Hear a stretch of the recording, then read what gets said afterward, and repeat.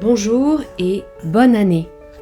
Je suis heureuse de vous retrouver pour ce premier épisode du podcast Paroles contre l'antisémitisme, après l'enregistrement pilote que vous pouvez retrouver comme tous nos épisodes désormais sur les plateformes Apple, Deezer et Spotify. Un podcast aux valeurs universalistes, républicaines, un podcast antiraciste, un podcast qui ne devrait pas exister. Et pourtant, au Royaume-Uni, où réside la seconde plus grande communauté juive d'Europe, après la France, Londres a recensé en octobre 2023 plus de 400 actes antisémites contre 28 à la même période il y a un an. À Vienne, en Autriche, 165 cas d'actes anti-juifs ont été enregistrés, 4 fois plus qu'en 2022 à la même période. En 2021, l'Union européenne a mis en place une politique de lutte contre tout antisémitisme, notamment celui en ligne. Les États membres de l'UE ont reçu la directive de mettre en place une stratégie, mais aucune mesure n'est imposée aux États membres. L'UNESCO collabore avec la Commission européenne dans ce sens et l'UE soutient également, à travers cette initiative, la recherche sur la mémoire de la Shoah. La Shoah. Le tout récent sondage alarmant d'OpinionWay, réalisé auprès des Français de 16 à 24 ans, marque l'indigence culturelle et historique grandissante et très inquiétante qui se joue chez les jeunes dans notre pays. Presque 40% des interrogés n'ont jamais entendu le terme « rafle du Veldiv ». 32% ne savent pas ce que veut dire « solution finale » et 1/5 des jeunes interrogés affirment avoir des doutes sur l'histoire et l'existence de la Shoah. Comment comprendre un conflit aux notions si complexes, qui retentit jusqu'au cœur du pays de Voltaire, de Céline et de Victor Hugo, quand notre esprit est devenu le possible terrain fertile d'une propagande, celle de groupes terroristes et de mouvements appelant à massacrer tous les juifs, tous les chrétiens et tous les mécréants sur notre sol national, comme le Hamas le fait. Les mouvements prosélytes rompus au jeu de la fausse information et de la manipulation sur les réseaux. Comment garder un esprit critique face à des comptes tenus par des influenceurs en quête de succès qui s'autoproclament politologues, historiens, spécialistes, experts en stratégie militaire, métier qui nécessite des années d'études, de recherche, de lecture, de rencontres, de formation, de pratiques et d'interviews. Des comptes et des marques qui surfent sur la vague du hashtag Free Palestine ou du hashtag From the River to the Sea, qui appellent à un génocide soutenu par des centaines de milliers d'abonnés. Comment résister quand on ne comprend pas la vraie signification de ce mot génocide et que l'on est submergé par la pensée mainstream se déclarant faussement humaniste, de comptes qui tapent sur l'Occident comme on respire et qui se substituent au savoir, à la science, à nos chercheurs et à la déontologie de nos journalistes formés à l'art d'informer.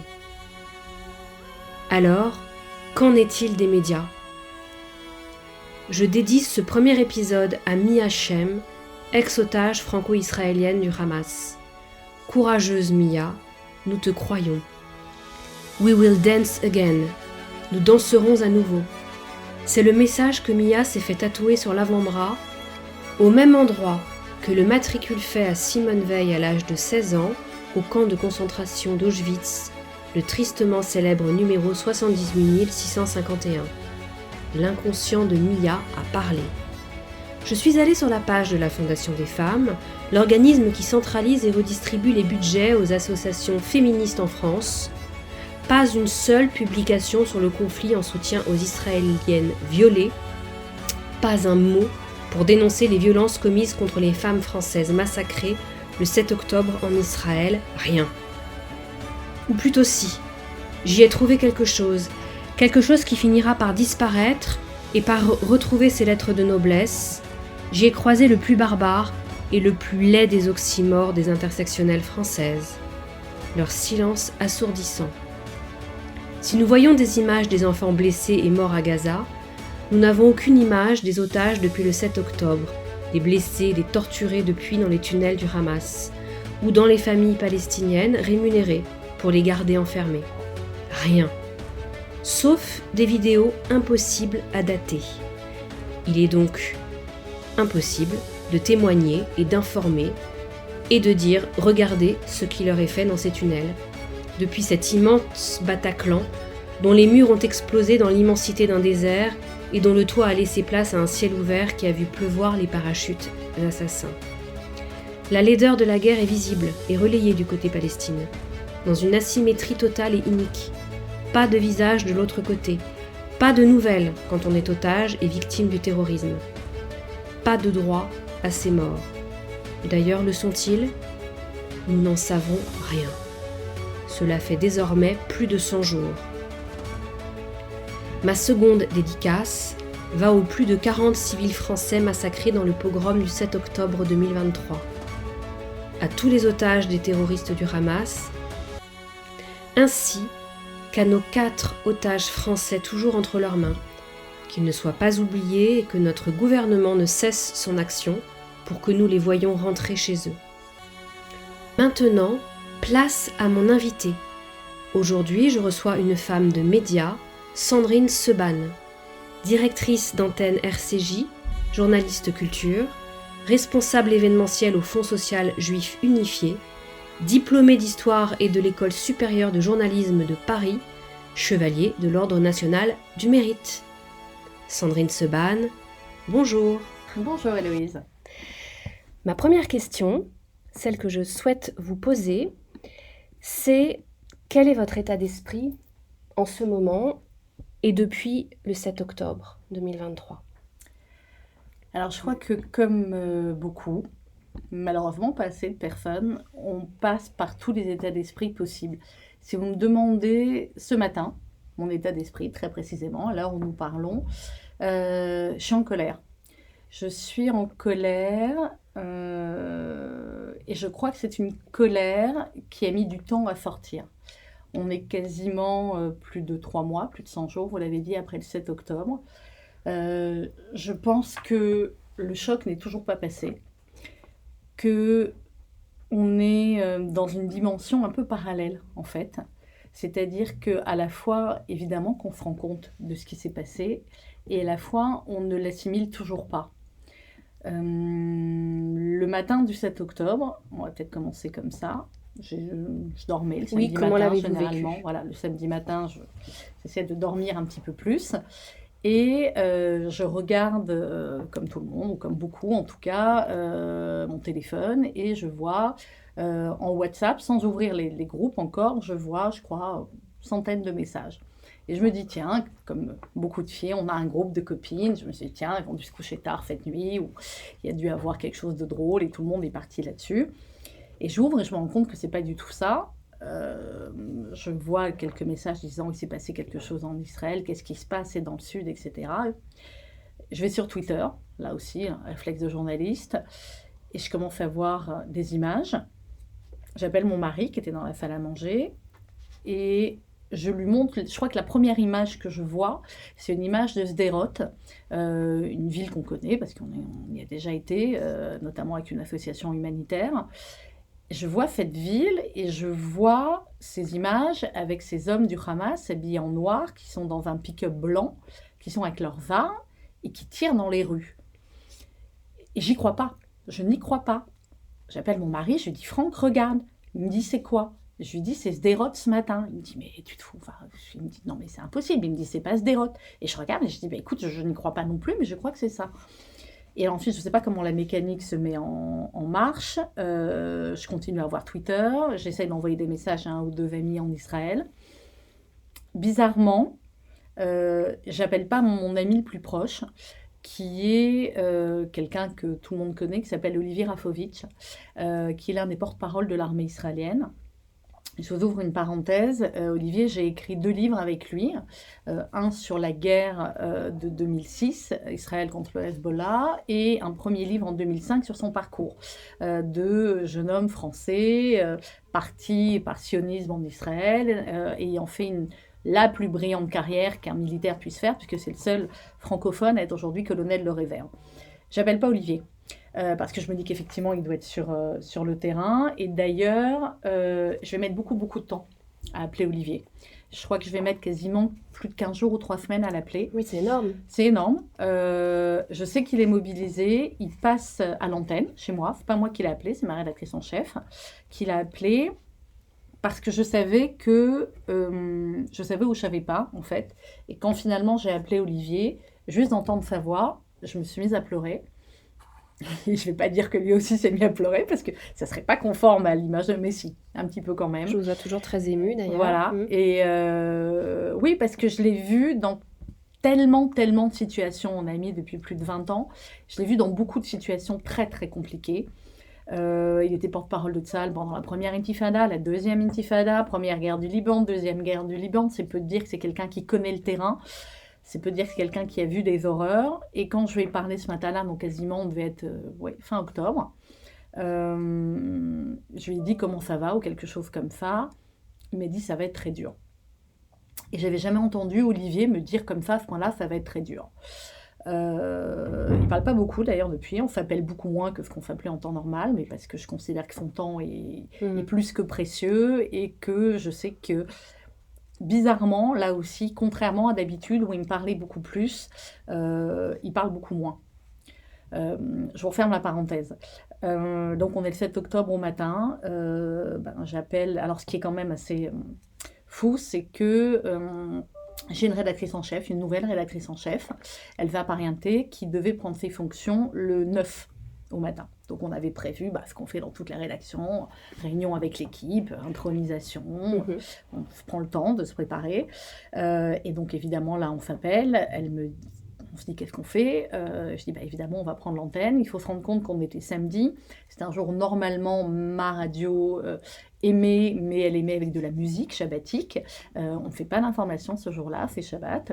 Les membres de l'équipe respectent plus ou moins Shabbat. Vous avez bien compris que si je prenais mon téléphone ce jour-là et si on s'appelait, c'est que je ne suis pas observante à ce point-là. Mais disons que c'est un modus vivendi qu'on considère, et puis ça fait une journée où il y a de la musique à la radio, c'est parfois pas plus mal. Donc on décide évidemment de prendre l'antenne le lendemain. Le lendemain fait dimanche, mais c'est néanmoins encore un jour de fête juive, c'est-à-dire un jour où normalement nous n'avons pas de programme d'information. Donc on décide évidemment de prendre l'antenne. Elsa va assurer ce premier journal toute seule à 8h le dimanche matin. Et moi, pas facile du tout. D'autant plus que l'autre, c'était un week-end normal, donc j'ai envie de dire, j'en avais une autre journaliste qui était en week-end en province, enfin voilà. Donc elle a fait ce journal à 8h et moi j'ai pris l'antenne ensuite avec le directeur général du FSJU, Richard Audier, et on a pris l'antenne pendant 3 heures le lendemain de 11h jusqu'à 14h avec des correspondants, avec l'ambassadrice d'Israël qui est venue, avec, j'ai envie de dire, une routine terrible qu'on a tous en radio, en télé ou en presse écrite quand on se retrouve avec des attentats comme ça. C'est ce qu'on avait déjà fait au lendemain de Charlie Hebdo, au lendemain de l'Hypercacher, au lendemain des attentats terroristes en Israël. Moi, ça fait 30 ans que je suis dans cette radio, j'ai démarré en stagiaire. Donc j'ai envie de dire que malheureusement, c'est des situations auxquelles on a déjà été confrontés. Vous parlez à titre donc là de directrice de l'antenne, mais à titre personnel, est-ce que vous vous êtes sentie isolée dans votre cercle d'amis? Oui. Alors, je vais dire oui et non. Parce que malheureusement, c'est là où vous vous rendez compte, vous avez beaucoup d'amis juifs, beaucoup d'amis juifs. Je ne sais pas si j'ai beaucoup trop d'amis juifs, mais en tout cas, au fur et à mesure des années, depuis, je sais pas, 10 ans, 15 ans, peut-être 20 ans, évidemment qu'il y a certaines personnes avec qui vous n'abordiez plus certains sujets, puis du fait de plus aborder certains sujets, voilà. Donc, isolée dans mon cercle amical, non, parce que mon cercle amical est constitué, on va dire, en grande partie des gens de l'équipe de la radio, ou mes collègues du FSJU, ou voilà. J'ai été très touchée, par contre, de recevoir des messages, pas tant que ça, mais néanmoins certains, d'un ami écrivain musulman, de mon pote de terminale, qui est quelqu'un issu de l'immigration, comme on dit, les Noirs, voilà, français, noir. Jean-Christophe, avec qui on avait créé le journal du lycée, qui m'a envoyé un message adorable. Voilà. Pour que ce soit clair, quand vous dites que vous n'avez et vous avez évité le sujet avec certaines personnes, c'était pour quelle raison ? Parce qu'il y a une incompréhension, parce qu'il y a une véritable incompréhension en France de la situation dans laquelle est Israël, et surtout, j'ai envie de dire, de ce qu'est le terrorisme. Moi, l'une de mes phrases favorite, entre guillemets, depuis 3 mois, c'est de répéter dans mes tweets, à la radio, etc., c'est de dire le terrorisme qui a frappé Israël le 7 octobre, c'est le même que Charlie, c'est le même que le Bataclan en novembre 2015, c'est le même que Nice, c'est le même que le 11 septembre 2001. Et quand on me dit ça, on me dit non mais, ou oui mais. Et en fait, ce mais, je ne vais pas être désagréable, mais il est abaffé, quoi, ce mais. Et je suis encore un peu naïve, donc finalement, je pensais sincèrement qu'après 7 octobre, on n'aurait plus de mai. Et en même temps, l'un de mes premiers tweets aussi, je crois que c'était le 7 ou le 8 octobre, j'ai écrit quelque chose comme ça, du style genre, merci à tous ceux qui soutiennent Israël aujourd'hui, mais on n'oublie pas que vous ne l'avez pas fait pendant des années. Et je sais très bien que d'ici quelques semaines ou quelques mois, vous ne le ferez plus quand Israël aura commencé sa riposte. Voilà. Donc j'avais encore un petit peu ce côté-là, quand même naïf, et en même temps, je savais très bien quel était le mécanisme habituel à chaque fois qu'Israël était touché ou que la communauté juive était touchée en France par des attentats. Et quand on me dit le oui, mais le contexte territorial, alors là, je hurle, ou intérieurement ou en vrai, et j'explique que le Hamas, en tout cas, n'a rien à voir avec un conflit territorial. C'est un conflit de civilisation, c'est un conflit de démocratie contre mouvements totalitaires, c'est un conflit islamiste contre Occident. Et je pose la question aux gens qui disent ça, je leur dis, mais que veut le Hamas comme territoire en fait ? L'autorité palestinienne, Israël a négocié avec eux. Sur cette radio, on a accueilli pendant un moment des représentants palestiniens. On parle, la zone A, la zone B, la zone C. Ces gens-là n'y comprennent rien généralement quand ils vous parlent de ça, mais bon, on sait ce que veulent les Palestiniens modérés, en tout cas la plupart. Mais le Hamas, il veut quoi en territoire ? Il le dit clairement, c'est pas une surprise, il veut la totalité de l'État d'Israël. Donc il veut, comme vous l'avez dit dans votre édito remarquable, c'est un génocide contre les Juifs, contre les Israéliens. Voilà. Donc ce mais qu'on continue à entendre en France, en Europe.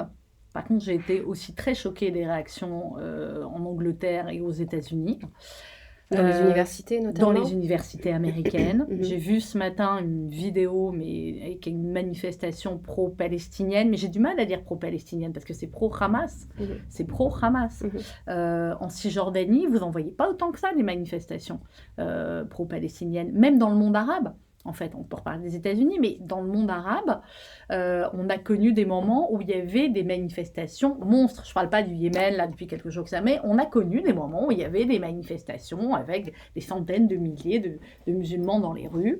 Là, je trouve que bizarrement, en fait, il y a plus d'Anglais ou d'Américains ou de Parisiens dans ces manifestations à défendre un mouvement terroriste qui les découperait en rondelles, s'ils étaient là, complètement, que parfois de musulmans.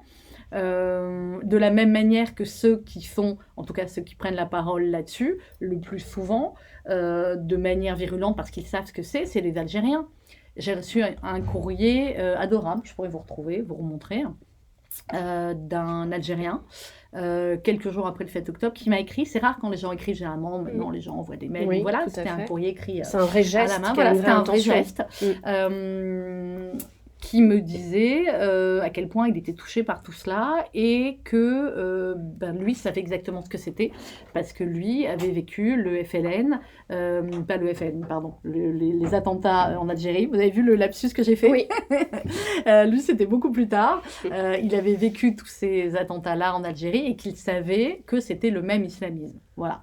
Et quand vous lisez ça, vous dites « Ah, on n'est pas seul à le penser, mais bon. » Et alors, comment vous abordez dans votre radio et sur les réseaux sociaux, puisque vous êtes sur Instagram, je ne sais pas sur quel autre support vous êtes également. Je suis beaucoup sur Twitter, sur Facebook, LinkedIn, et récemment TikTok, puisque ma community manager à la radio m'a dit qu'il faut aller sur TikTok, et ma fille aussi. Alors, TikTok est très, très, très prisé par les frères musulmans, les mouvements des frères musulmans.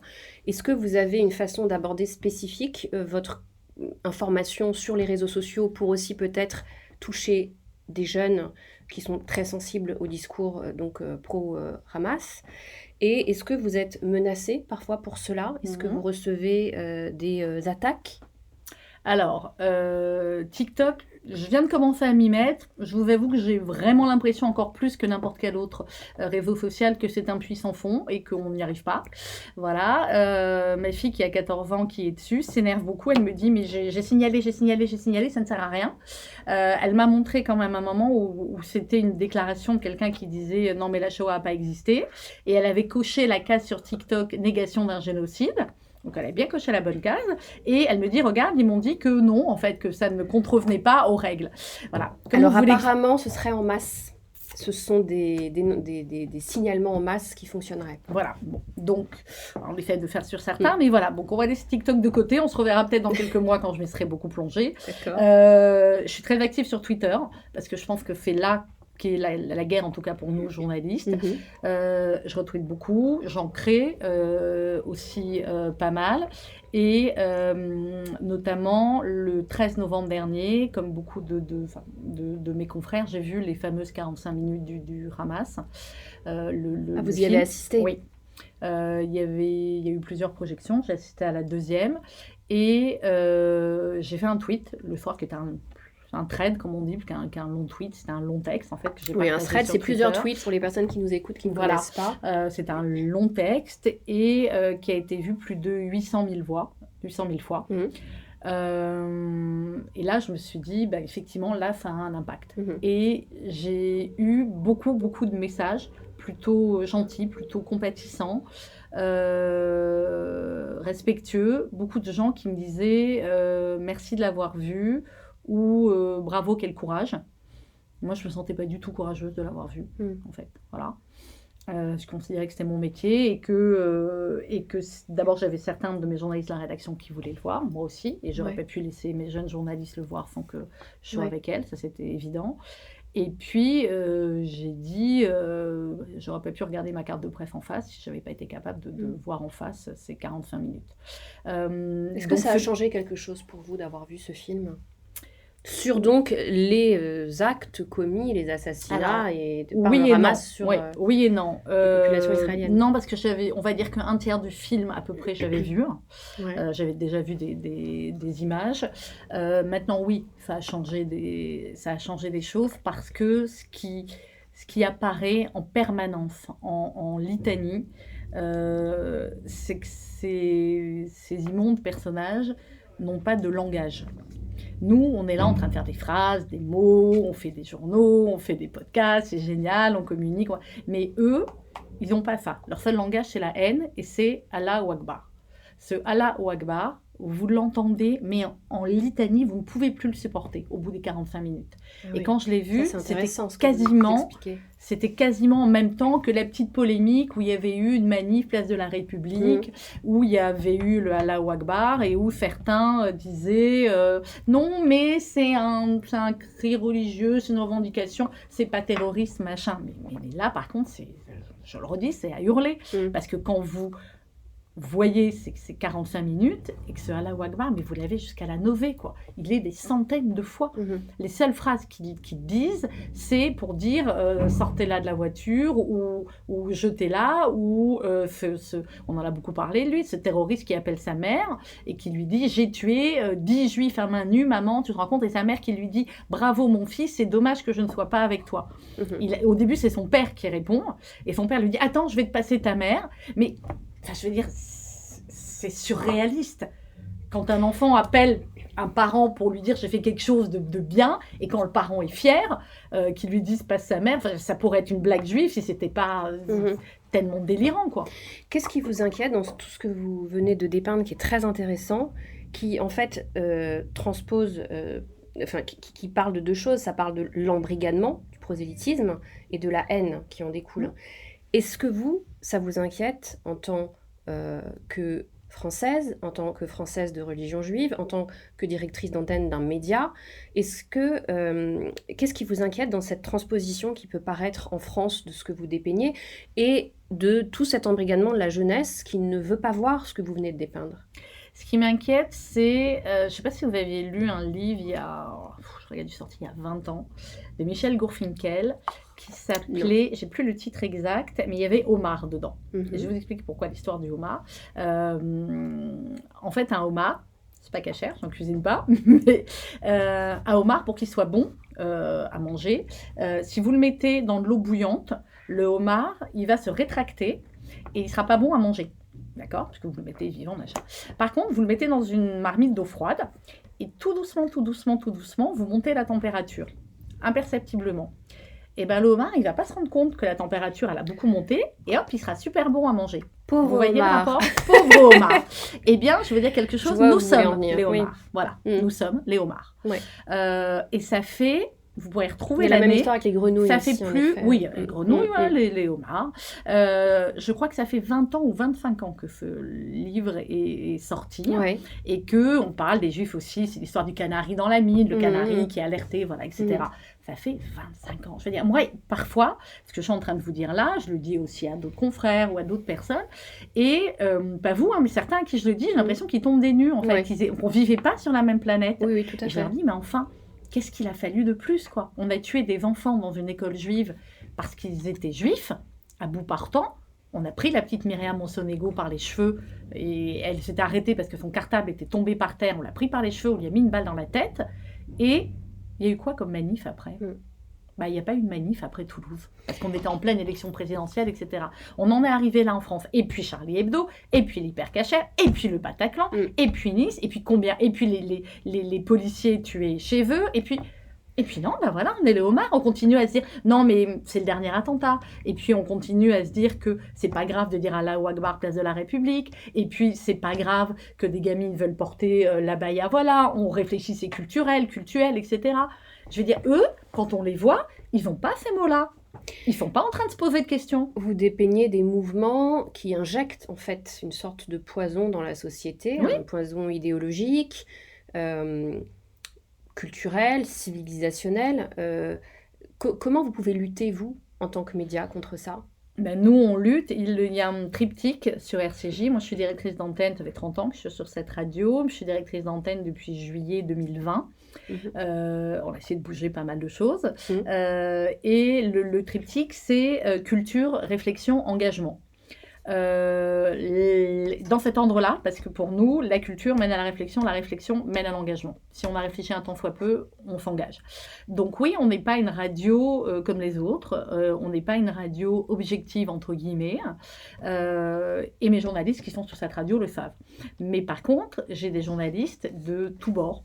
Quand je dis de tous bords, c'est que j'ai des journalistes qui ne sont pas juifs, j'ai des journalistes qui sont très pratiquantes, d'autres qui ne le font pas du tout. Je le sais d'ailleurs même pas. Et puis, je veux dire, c'est pas une question. La question est est-ce qu'ils croient en liberté, égalité, fraternité ? Est-ce qu'ils font sur des valeurs de défense de la laïcité, de défense de la République, de lutter contre le racisme, de lutter contre l'antisémitisme, contre l'homophobie ? Est-ce qu'ils comprennent qu'on ne doit pas essentialiser les choses ? On ne dit pas les juifs, on ne dit pas les musulmans, on ne dit pas les bleus, les rouges, voilà. S'ils sont d'accord avec toutes ces valeurs-là, eh bien, ils sont RCJ. Donc, c'est une radio qui est beaucoup plus... oui, c'est une radio engagée et j'en suis fière. Mais en même temps, quand je dis engagée, c'est aussi engagée dans les valeurs de paix, mais pas la paix dont il parle aujourd'hui avec les petits drapeaux blancs et le cessez-le-feu, etc. Une paix dans le respect de l'autre. Pour vous donner un exemple, le jour même de la signature des accords d'Abraham, on recevait ici l'ambassadeur des Émirats Arabes Unis qui est venu. C'était un moment extraordinaire, vraiment. Tellement que j'avais pris une traductrice en anglais et en fait, elle était israélienne et elle était tellement émue de la portée historique de ça qu'elle n'arrivait même pas à traduire. Mais c'est pas grave. Il est arrivé, c'était les fêtes du Nouvel An juif, il est arrivé avec des montagnes de chocolat, de mots gentils pour l'équipe, avec un petit mot que j'ai gardé là, qui est dans le premier tiroir de mon bureau. Voilà, ça c'est la paix, ça c'est le dialogue. On était d'ailleurs déjà en contact, parce que je voulais faire la même chose quelques jours avant le 7 octobre, avec l'Arabie Saoudite, parce qu'on savait qu'il allait avoir un accord qui allait se signer. Bon, voilà. Une des raisons qui expliquerait cette attaque C'est une des raisons, oui, je pense, du timing de l'attaque. On a, il y a 15 ans, participé avec une association à accueillir 10 enfants israéliens et 10 enfants palestiniens à Paris pendant une semaine. Ils vont vécu ensemble, ils sont venus à la radio, ils vont faire des activités ensemble, et c'était génial. Et en tant que directrice d'antenne, comment naviguez-vous entre la nécessité de rapporter les incidents liés à l'antisémitisme et la responsabilité, dont vous venez un peu de parler, et même beaucoup, de ne pas contribuer à la stigmatisation de la communauté juive? Alors, je vais vous dire d'abord, je suis 10 000 fois plus prudente que certains de mes confrères des médias, je ne sais pas, Europe 1 ou RTL, ou etc., pour qualifier un acte d'antisémite. C'est-à-dire que je vais demander à mes journalistes ou à moi on ne va pas chercher une source, ni 2 sources, ni 3 sources, on va en chercher au moins 4 ou 5, etc. Parce que la responsabilité, elle est trop grande. Et que malheureusement, il y a eu ces dernières années aussi des gens dérangés, on va dire ça comme ça, dont on a cru que c'est des actes antisémites et ça ne l'était pas. Donc là-dessus, on est très, très, très, très, très rigoureux, beaucoup plus que d'autres. Donc finalement, vous êtes même peut-être plus objectif si vous cherchez, quand on parliez d'objectivité tout à l'heure. Qualifier un acte antisémite sur RCJ, blinder vos sources au maximum. A blindé et pour ne pas être attaqué. Pour ne pas être attaqué et parce que, à mon sens, c'est trop grave, quoi. C'est trop grave. Maintenant, on a aussi une autre pratique sur cette antenne. Et je rends hommage à Samuel Sandler, qui est décédé il y a 3-4 jours, qui était le papa de Jonathan et le grand-père d'Arié Gabriel, qui était un monsieur extraordinaire. Vous pouvez rappeler pour les gens qui nous écoutent? C'était Jonathan Sandler, était professeur à l'école juive de Toulouse. Il a été assassiné, c'était en 2012, me semble-t-il, avec ses 2 enfants, Arié et Gabriel, âgés de 3 et 4 ans, et la petite Myriam Monsonego, qui elle avait 8 ans. Vous avez vu, j'ai dit assassiné à Toulouse, je n'ai pas dit le nom du terroriste, parce que c'est ce que nous a appris Samuel Sandler. Il nous a demandé en permanence de ne jamais donner le nom. D'essayer de ne pas donner le nom, en tout cas. Alors évidemment, il y a des tournures journalistiques où on est obligé. Et sa belle-fille, Eva Sandler, qui était la maman donc des 2 petits, la femme de Jonathan, de qui je suis très proche, Eva, qui est devenue une amie. C'est ce qu'elle nous demande aussi à chaque fois. Donc on donne leurs noms, les noms des victimes. Et on essaie maximum de ne pas donner le nom des terroristes. Et quand vous me dites comment vous faites pour pas stigmatiser ou voilà, j'ai envie de vous dire que nous, on parle plus des victimes de leur vie que du terroriste. Quand je vois sur certaines chaînes 2 heures ou 3 heures après un attentat, on va aller voir la famille, les copains du terroriste, les voisins, le fameux voisin du terroriste. Mais je comprends pas, il était gentil pourtant, il portait les courses ou il sortait les poubelles. Voilà, ça, pareil, ça on le supporte pas. Donc nous, on parle des victimes. Et le jour de l'attentat, du procès de l'attentat du Bataclan, on a consacré sur un journal de 30 minutes, on a consacré 7 minutes au début de l'antenne à lire tous les noms des victimes.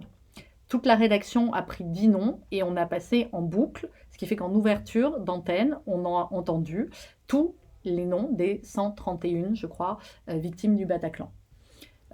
C'était fondamental pour nous de le faire. Voilà. Peut-être qu'on peut en profiter, je les ai là notés sous les yeux, pour rappeler le nom des 4 otages français qui sont toujours entre les mains du Hamas. Alors malheureusement, il n'y en a plus que 3 aujourd'hui. Il y a Ofer, Ohad et Orion. Elia Toledano a été, je pense pas que son corps ait été retrouvé, mais il a été déclaré mort. Et j'avais rencontré son frère, qui est franco-israélien, effectivement, Daniel Toledano, il y a quelques temps. Et pour les 3 autres otages français, vous avez raison, en fait, personne ne sait quoi. Jamais. Non. Jamais. Moi, je me rappelle, quand j'étais plus jeune, je devais être assez jeune quand même, c'était les années 80 qu'ils étaient Kaufman, Carton, voilà. Vous voyez, on les sort spontanément, parce que c'était dit à chaque fin ou début, je ne sais plus, de journal, de chaîne publique. Et nous, de la même manière qu'on avait fait cela pour les victimes du Bataclan, on a commencé comme ça. Quelques jours après le 7 octobre, j'ai écrit un texte et j'ai demandé à une voix plus que connue, celle d'Yvan Attal, qui est très proche aussi de la radio, de lire ce texte. Et on a lu en ouverture d'antenne à chaque fois les prénoms, noms et âges des enfants qui étaient otages. On avait dit on va prendre juste les enfants. Et il y en avait quand même beaucoup au tout début. Fort heureusement, beaucoup ont été libérés. Il en reste 2. Il reste Kfir, qui va fêter ses 1 an dans 48 heures, et puis Ariel qui a 4 ans.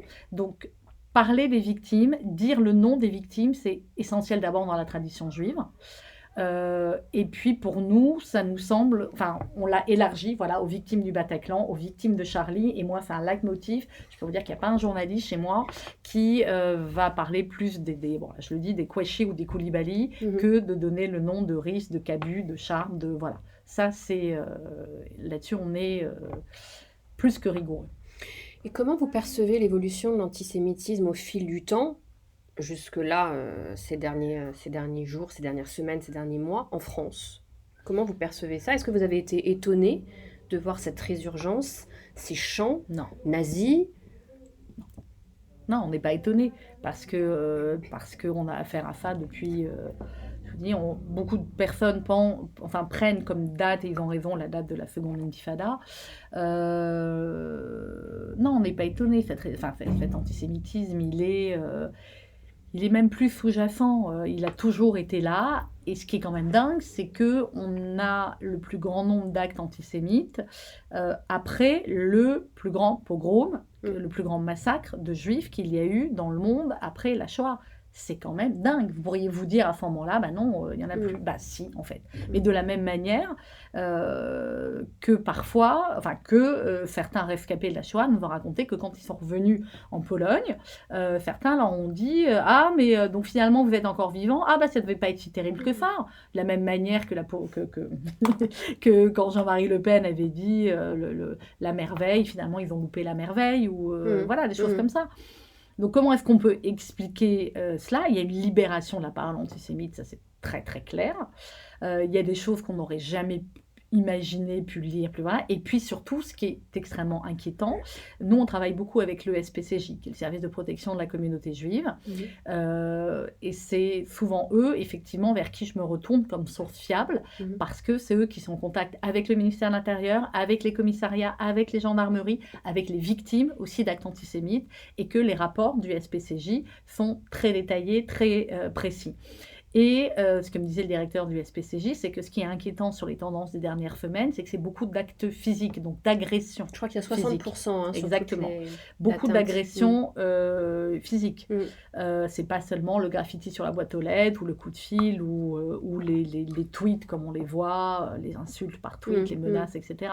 Là, on est vraiment dans un passage à l'action. On est dans un passage à l'acte qui est clair. On est dans la libéralisation de la parole et qui peut entraîner très souvent, effectivement, un passage à l'acte. Ou un passage à l'acte revendiqué, ou un passage à l'acte spontané, entre guillemets. Enfin, je veux dire, quand vous voyez les types qui décollaient les affiches d'un bébé et que les types n'avaient aucun problème à ce qu'on puisse les filmer, pour moi, c'est un acte antisémite. De décrocher, voilà. Mais malheureusement, je veux dire, c'est pas le... Voilà, si c'était que ça, on se dirait, bon, voilà, c'est des pourritures, mais non, c'est tellement plus grave, plus enfoui et plus vicieux que ça. Vous parliez du gouvernement tout à l'heure. Est-ce qu'il y a des mesures auxquelles vous pensez qui pourraient être mises en place pour qu'il y ait un travail fait de sensibilisation au sein de l'éducation nationale, au sein des écoles, et puis des mesures mises en place pour lutter contre cet antisémitisme résurgent, en tout cas qui aujourd'hui se montre, parce que s'il se montre, c'est qu'il existait avant, c'est tout, il était tu, au niveau de l'État. Ce qui est terrible, c'est que vous avez cette blague juive sur les optimistes et les pessimistes. Je ne sais pas si vous la connaissez. Je ne crois pas. Voilà, c'est grosso modo ceux qui étaient optimistes se sont retrouvés à Auschwitz et les pessimistes se sont retrouvés aux États-Unis. Parce qu'en fait, c'était juste avant la guerre. Voilà, ceux qui croyaient que ça allait bien se passer, ils sont restés. Oui. Et ceux qui étaient plus pessimistes, ils sont partis. Je ne suis pas en train de vous dire qu'il faut partir. Je suis en train de vous dire que le problème est assez décourageant par moment. Ce matin, j'étais au téléphone avec un ami qui est service secret français, on va pas donner son nom, bref, voilà, et qui m'a senti un tout petit peu découragée ce matin, et il me dit non mais attends, faut se battre, faut continuer à se battre, faut se battre. Il parlait de bataille intellectuelle, bien sûr. Je dis ouais, mais c'est vrai qu'il y a des moments où c'est un tout petit peu désespérant, le sondage que vous avez cité sur l'histoire tout à l'heure, voilà.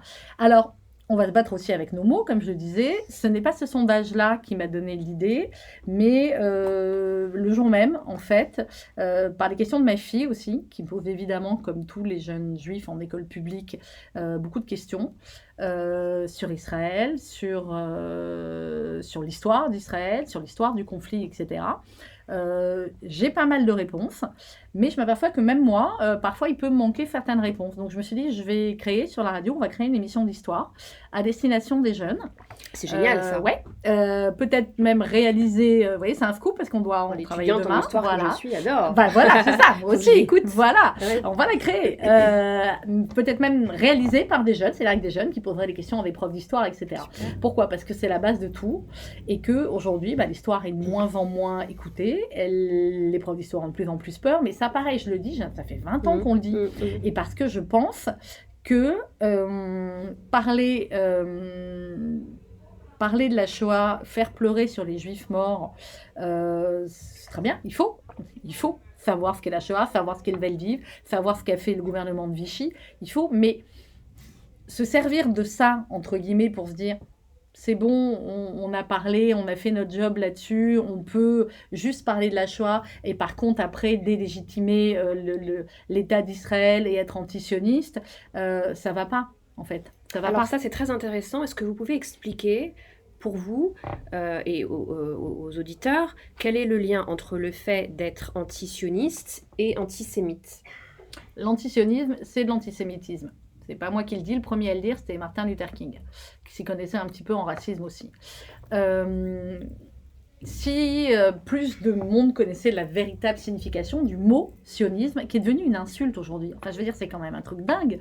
Le juif est devenu une insulte aussi. Le juif est devenu une insulte aussi, même jusqu'à Yaoud. Et d'ailleurs, je vous refais une parenthèse, sur les 45 minutes du Hamas, ils ne parlent pas d'Israéliens, ils parlent de Yaoud, ils parlent de juifs. Eux, ils ne veulent pas tuer des Israéliens, ils veulent tuer des juifs. Comme les terroristes qui se sont attaqués à l'Hypercacher ou à l'école juive de Toulouse, ils ne se sont pas attaqués à l'ambassade d'Israël, ou voilà, ils se sont attaqués à une école juive et un magasin juif. Je referme la parenthèse. Je disais quoi déjà ? Voilà, l'antisionisme. Oui, le lien entre le sionisme, c'est tout simplement reconnaître le droit au peuple juif d'avoir une terre. Et en l'occurrence, la terre d'Israël sur laquelle il habite depuis 5780 ans. Alors, je ne vais pas vous refaire toute l'histoire, on va pas passer par toutes les différentes étapes, mais le sionisme, en fait, c'est simplement ça. Et ça n'est pas arrivé juste après la Shoah. Il y a eu une présence juive en continu depuis 5784 ans. Et les premiers sionistes, Herzl, etc., c'était au début du XXe siècle. Enfin, je veux dire, certains font partie, d'ailleurs, avant la Shoah, et tant mieux en Israël. Beaucoup, effectivement, font partie après la Shoah, dans les survivants, pour continuer à construire cet État qui venait de naître, mais lier l'existence de l'État d'Israël, le sionisme à la Shoah, en permanence, c'est une erreur. Parce que ça veut dire, grosso modo, on a donné un pays aux Juifs, parce que comme on les avait massacrés, on a bonne conscience, etc. C'est ce qu'on entend souvent. C'est ce qu'on entend souvent. C'est ce qu'on entend même beaucoup dans les rapports, enfin dans les dialogues, ou plutôt sur Instagram, chez certains influenceurs, entre guillemets, français, musulmans, qui n'y comprennent rien. Et c'est vrai qu'en regardant un peu plus sur Instagram, je me suis rendu compte, c'est bête ce que je vais vous dire, je me suis rendu compte que certains n'étaient pas de mauvaise foi. C'est-à-dire que certains croyaient vraiment les conneries historiques qu'ils pouvaient dire. Vous voyez ce que je veux dire ? Mais c'est terrible parce que c'est le constat de la personne d'inculture totale. Mais totalement. Je vais vous donner un exemple. Il y en a une qui est une influenceuse qui est très suivie, qui s'appelle Maëva Guénam, qui est cruche comme ses pieds. Oui, elle est cruche comme ses pieds. Elle a trouvé le truc là de la Palestine, elle met plein de stories, tout ça, etc. Et genre comme preuve qu'il y avait un État palestinien avant, parce que ces gens-là ne savent absolument pas qu'il n'y a jamais eu d'État palestinien avant, il en faut un. Voilà, il en faut un. Il faudra un État palestinien à côté de l'État d'Israël, c'est une évidence. Donc, eux sont persuadés qu'il y avait un État palestinien avant. Ils sont persuadés que les Juifs qui ont subi la Shoah, les machins, etc., on les a tous fait venir sur cette terre-là et qu'on a tous viré les Palestiniens pour mettre les Juifs. Et à quoi elle se fie ? Parce qu'il y avait, il va retrouver un journal qui s'appelait The Palestine Post. Sauf que le Palestine Post, c'était la Palestine mandataire sous mandat britannique, etc. Mais comme ils n'y connaissent rien, pour eux, c'était clairement la preuve qu'il y avait un État palestinien avant et que tous les Juifs ont viré tous les Palestiniens pour faire leur État, etc. Comment vous allez expliquer ça à ces gens-là? Là, je reviens sur l'optimiste, le pessimiste. Moi, je veux bien continuer, je continue à expliquer, etc. Mais on va dire qu'il manque quelque chose à la base, quoi. Il manque quelque chose à l'allumage. Donc, c'est pas les profs que j'incrimine, parce que les profs font un travail extraordinaire. Je dis, c'est les hussards de la République, les profs, et les profs d'histoire en particulier. Et les profs d'histoire, je sens souvent avec Yanis Roder, voilà, qui est un type extraordinaire, un prof d'histoire fabuleux, dans le 9-3. Et en même temps, j'ai envie de dire, ces gamins, s'ils avaient une école qui était plus droite dans ses bottes, plus assumée des valeurs de la République, ça n'a rien à voir ce que je vais vous dire, mais je vais le dire quand même. Il y a toutes ces histoires aussi de polémiques sur le sapin de Noël, les crèches, etc. D'accord ? Où beaucoup vont dire, ouais, c'est pas la laïcité, machin, etc. Moi, en tant que juive, française ou française juive, on ne sait plus dans quel sens mettre d'ailleurs, je m'en moque royalement qu'il y ait des sapins ou des crèches dans les mairies. Parce que la France est un pays de tradition judéo-chrétien. Et la laïcité, elle est plus qu'importante, elle est fondamentale dans notre pays. Mais il y a certaines pratiques, où on va dire certaines choses parfois qui se font dans la communauté juive, qui ne sont pas en rapport avec la laïcité, qui ne me plaisent pas. Et on le dit aussi à la radio.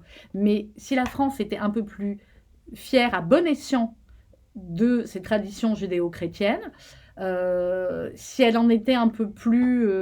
si elle le marquait un peu plus, si elle le disait un peu plus, eh ben, elle serait plus forte vis-à-vis des tentatives de certains d'islamisation de la société ou certaines valeurs. Et pourquoi ne le fait-elle pas, selon vous ? Bon, parce que je ne sais pas. Parce que peut-être c'est compliqué, peut-être c'est pas politiquement correct, voilà, et qu'on ne se méprenne pas. Je déteste et je hais l'extrême droite autant que je déteste aujourd'hui l'extrême gauche, que ce soit bien clair. Et c'est pas parce que le RN aujourd'hui a un langage sur Israël et en se plaçant protecteur des Juifs, etc., que la communauté juive tombe dans le panneau. Pas du tout. C'est très clair là-dessus. Mais il y a un juste milieu, il y a un couloir qui devient peut-être de plus en plus étroit à prendre, mais il faut espérer que dans les 3 ans à venir, le président de la République et son tout nouveau Premier ministre puissent arriver à le prendre et à être ferme, et que la fermeté qu'a eue Gabriel Attal sur la baya à l'école, il faut espérer qu'il l'ait dans plein d'autres domaines, parce que sinon les années à venir et 2027 risquent d'être assez terribles. Quel conseil vous donneriez à ceux qui veulent être des alliés dans la lutte contre l'antisémitisme ? Là, je parle pour les gens qui nous écoutent, qui n'ont pas de responsabilité au sein de l'État, qui n'ont pas de voix qui portent, comme là nous pouvons faire en échangeant. Qu'est-ce que vous conseilleriez à ces gens-là ? De s'informer beaucoup, d'écouter RCJ, bien sûr, comme ça ils auront les Vous émettez sur quelle onde ? On est sur le 94.8, on a une application, et on est sur le DAB+, également, la radio numérique. Nous suivent sur les réseaux sociaux, ils auront plein d'infos. Et puis je vais vous dire un truc très bête, de pas donner aux Juifs qu'ils connaissent l'impression qu'ils sont seuls. J'ai mis sur LinkedIn, je mets rarement sur LinkedIn, j'essaie de mettre des choses plus professionnelles. Là, pour les 100 jours de détention des otages, j'ai mis quelque chose. Et j'ai mis, parce que par contre, sur mon LinkedIn, j'ai, je crois, 5000 personnes, essentiellement, évidemment, de plein de milieux professionnels. Donc là, plutôt un auditoire qui n'est pas juif, contrairement à mon Facebook ou à mon Instagram. Et je leur ai dit, ne laissez pas les Juifs seuls. Et c'est ça qui est le plus compliqué. C'est ce sentiment de solitude qu'on a et ce sentiment de décalage profond avec nos compatriotes. C'est-à-dire que ce qu'on se dit, nous, depuis le 7 octobre, on a bossé comme des dingues, bien évidemment, samedi, dimanche. La maison où vous êtes, là, le FSU, c'est une maison qui fait du fundraising pour des services sociaux en France. On accueille tout le monde. Juifs, non-juifs, musulmans, chrétiens, etc. Et également pour de l'humanitaire en Israël. Donc on a travaillé non-stop, et même quand on n'en pouvait plus, on se disait, on a de la chance de travailler dans une maison qui fait du bien, dans une maison où on est libre de parler entre collègues à la cafette, de se dire tout ce qu'il y a. Je vais vous donner un exemple très bizarroïde, entre guillemets. Souvent, les pauses déjeuner, on va déjeuner dans les restos aux alentours, etc. Là, dans les jours qui ont suivi le 7 octobre, on est tous restés déjeuner à la cafette. peut-être parce qu'on avait encore plus de boulot et qu'on ne prenait même pas... voilà, c'était 20 minutes la pause déj. Vous avez peut-être besoin d'être On avait besoin d'être ensemble, vraiment, et de pouvoir parler librement et d'être avec des gens qui ressentaient exactement. Moi, les premiers jours après le 7 octobre, et évidemment, c'était pas comme ça après le Bataclan. Quand on sortait à Paris, les 2-3 jours après le Bataclan ou après Charlie Hebdo, on sentait quelque chose dans l'air de lourd, vous voyez Vigipirate, etc. Là, en fait, 2-3 jours après le 7 octobre, on est ressorti de chez nous, ou quand je ressors de ce bâtiment, la vie est normale pour les gens. Je peux pas leur en vouloir. Mais en même temps, ne pas comprendre ou ne pas se manifester du fait que nous, notre monde a basculé, ça, c'est douloureux. Ça peut être douloureux. Même si j'ai eu, je vous dis, quelques messages par-ci, par-là, mais il y en a plein qui n'ont pas fait de messages. Vous sentez une forme d'indifférence Oui, il y a une indifférence. Je ne vous parle même pas des associations féministes qu'on a envie de... Voilà. Là, vous me tendez Je vous tends la perche. Justement, j'allais vous demander quelle est votre réaction face à l'intersectionnalité, par rapport à sa position ou sa non-position, face à l'antisémitisme et aux autres formes de discrimination, et notamment cette fameuse marche pour les violences faites aux femmes, dont les femmes venues manifester en soutien aux Israéliennes ou autres personnes présentes, parce qu'en fait, il n'y avait pas que des juives israéliennes sur place. Qu'est-ce que vous pensez et comment est-ce que cette nouvelle forme de féminisme que moi j'appelle intersectionnelle, je ne l'appelle pas des féministes, en quoi elles influent ou n'influent pas, et qu'en pensez-vous de ce positionnement? Je les tag quasiment tous les jours sur Instagram, ça me défoule, mais je vois pas beaucoup de retours. On se défoule comme on peut, ma bonne dame. Je rigole, mais en fait c'est terrible. C'est terrible parce que quelques jours, c'est sorti au mois de mars dernier. Il y a une femme formidable qui s'appelle Sarah Barouk, je ne sais pas si vous la connaissez, qui est journaliste, qui a fait un livre qui s'appelle 125 et des milliers, et qui a demandé à 125 personnalités, j'ai l'honneur d'être une de ces 125, d'écrire à partir d'un témoignage, de plusieurs témoignages d'une famille, d'écrire le portrait d'une femme victime de féminicide pendant l'année 2022 en France. Ouais. J'ai lu ces témoignages d'ailleurs, qui sont très forts sur sa page Instagram, que vous pouvez aller voir, Sarah Baruch. Exactement. Et donc moi j'ai écouté, j'ai le témoignage des 2 filles d'une dame, et puis j'ai écrit ce témoignage, et c'était une chouette aventure de femmes collective, parce qu'il y avait un groupe WhatsApp où on était toutes, et puis il y a eu des photos ensemble, enfin il y a eu des chouettes moments ensemble. Et Sarah, sur ces 125 personnalités qui avaient écrit, pour lui demander, je ne sais pas combien il y en a qui se sont manifestés. Je crois qu'il n'y en a pas tant que ça. Et Sarah, qui est encore plus en mode énervée que moi, a mis sur sa page, mais moi j'étais là, c'est ce que dit Sarah Barouk, elle dit, moi j'étais là tout le temps quand vous m'avez demandé ceci pour telle femme, pour telle cause, on a toujours été là. Pourquoi vous n'êtes pas là aujourd'hui? Pourquoi on est obligé de les taguer, de leur demander? Il n'y a rien, quoi, il n'y a pas de retour. Pourquoi les femmes israéliennes, on ne les croit pas?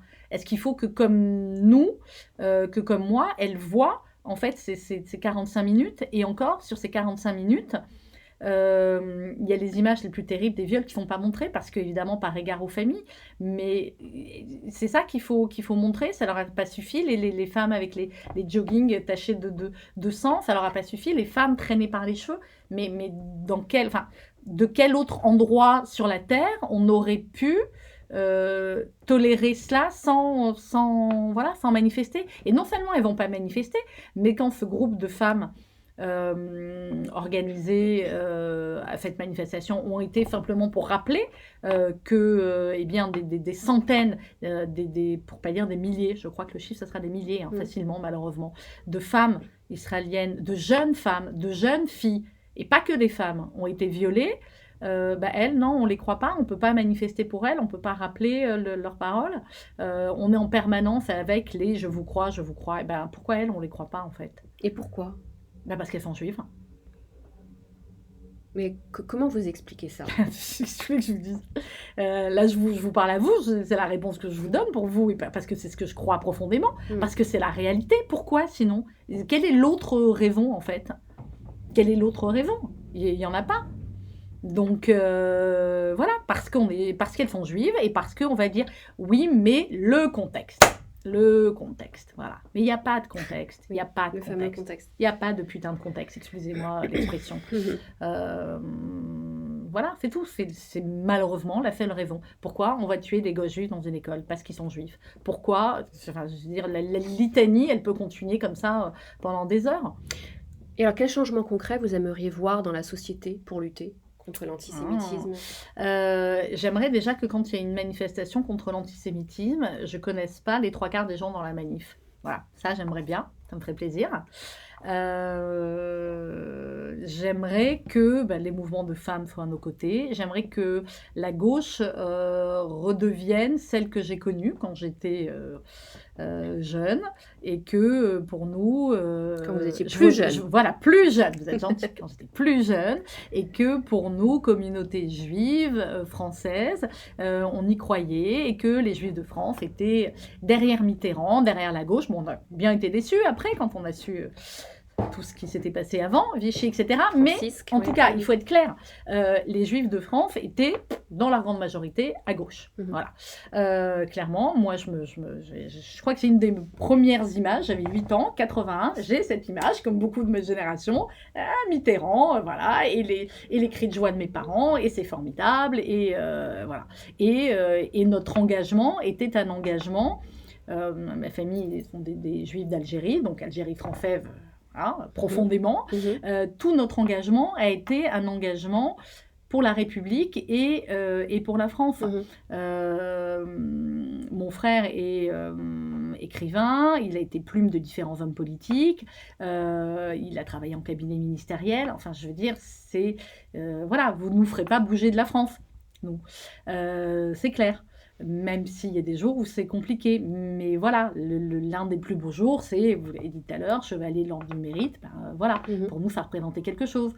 J'avais invité mon institut de CE2, qui était encore vivant, qui était très fier, lui aussi, juif d'Algérie. Enfin, il faut comprendre un peu ce contexte-là pour se rendre compte à quel point les Juifs de France, ou les Français juifs, ou les Juifs français, aiment la France, et à quel point elle ne le rend pas toujours. Mais c'est pas grave, ils continuent de l'aimer. Et heureusement, parce que le jour où ils l'aimeront peut-être un peu moins, ça sera beaucoup plus complexe. Je ne sais plus quel était le début de votre question. Mais évidemment qu'il faut parler, éduquer, et que je serais contente, oui, quand en fait, une manifestation contre l'antisémitisme, ça ne sera pas le CRIF ou le FSJU qui l'organisera.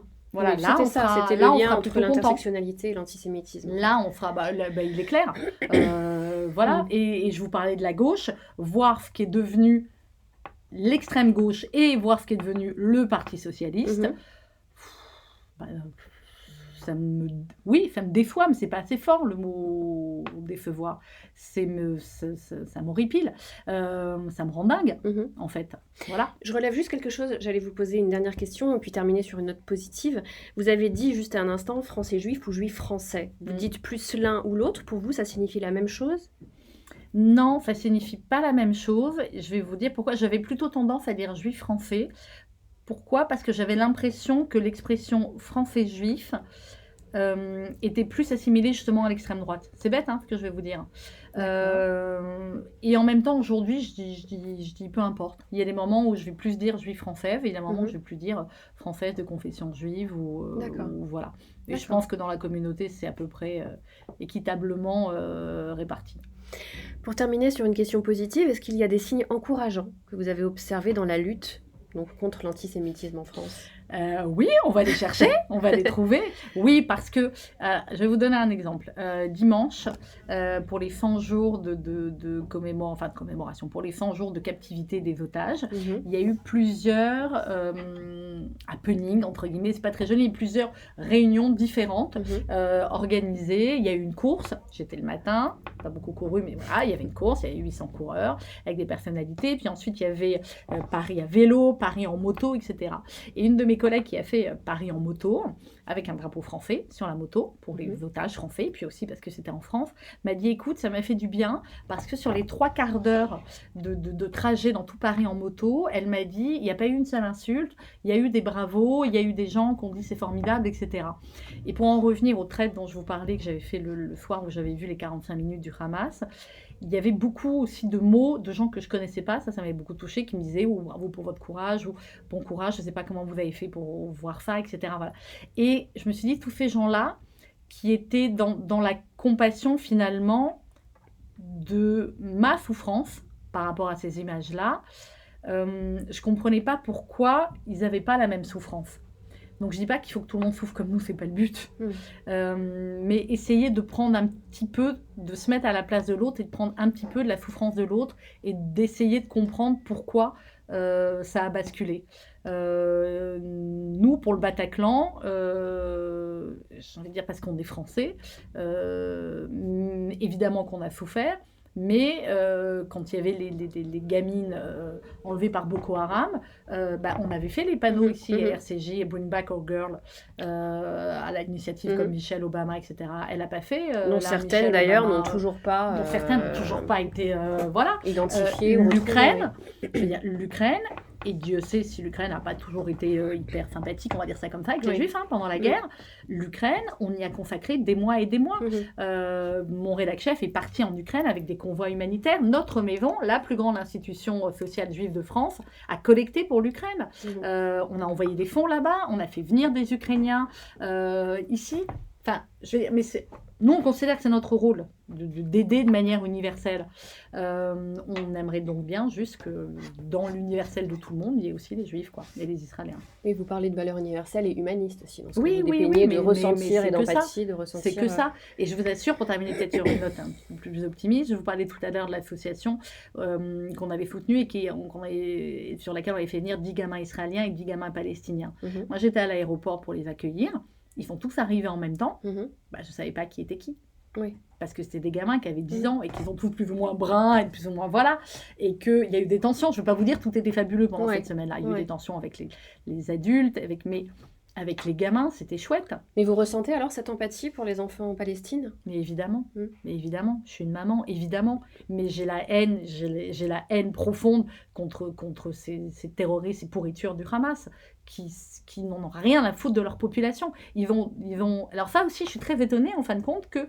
alors il y a des journalistes qui le font, mais même que la population, je veux dire, vos impôts, je vais faire un raccourci très très raccourci, vos impôts servent à financer le terrorisme, parce que vos impôts, et bien que ce soit en France ou avec l'Union européenne, quand on donne de l'aide au territoire palestinien et que l'aide n'arrive malheureusement pas aux populations, mais qu'elle est piquée par le Hamas, tout le monde ne se demande pas comment ils vont encore, après 100 jours de guerre, encore des dizaines, des centaines de roquettes, les tunnels, enfin vous avez pu voir dans les tunnels, les types, on a financé si vous êtes plus fort que moi en écologie, les trucs avec des tuyaux, d'accord ? Les types se servaient des tuyaux pour faire des lance-roquettes. Enfin, on a envoyé, tout le monde ne se dit pas, les centaines de millions qui ont été envoyés depuis des années à l'autorité palestinienne, comment se fait-il qu'ils mettent leurs gosses devant dans les écoles, dans les hôpitaux ? Ça me rend dingue. Ça me rend dingue pour ces gamins, ça me rend dingue pour ces mamans palestiniennes. Mais ce qui serait bien aussi, c'est qu'on arrive à ce que ces enfants et ces mamans puissent avoir une autre éducation que d'avoir ces mères qui disent bravo mon fils qui a tué 10 juifs à main nue, ou celle qui dit super, mon fils sera un martyr, c'est pas grave, j'en ai d'autres. C'est pas possible ça.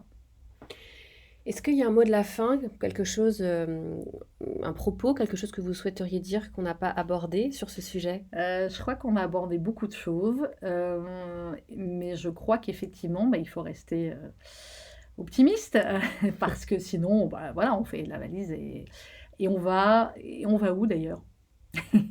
Si vous voulez terminer avec une note un peu plus optimiste ou un peu plus drôle, la communauté juive de Corse, qui est toute petite, a eu beaucoup d'appels après le 7 octobre, parce que beaucoup de juifs, j'adore, vous êtes Corse, tous les juifs quasiment de Paris ou presque voulaient aller en Corse, et moi j'ai souvent dit en joke, je dis écoutez, il fait beau, c'est la mer, on mange bien, ça reste la France, même si les indépendantistes, voilà, mais vous avez compris la joke. Et puis surtout, eux, ils vont pas dénoncer un seul juif pendant la guerre. Voilà. Donc, est-ce qu'on va tous finir encore ? Je ne sais pas. En tout cas, nous, pour l'instant, on reste et on continue le combat d'informer et de lutter, parce que c'est notre rôle. Donc, rendez-vous pour un apéritif en Corse. Ah ouais. Vous êtes Calvi ou Bonifacio ? Alors non, moi je suis de Vescovat par mon grand-père, donc un petit village près de Bastia. Et puis voilà, j'ai toute ma famille du côté de ma maman et ma sœur qui vit là-bas. Et avec plaisir. Et il y a une association Corse, Corse et Juifs, j'ai envie de dire, c'est fait partie des rares qui ont soutenu et qui le disent. Merci Sandrine Seban. Merci beaucoup. Vous pouvez retrouver le podcast sur les plateformes Deezer, Spotify ainsi que Apple Podcasts. À bientôt!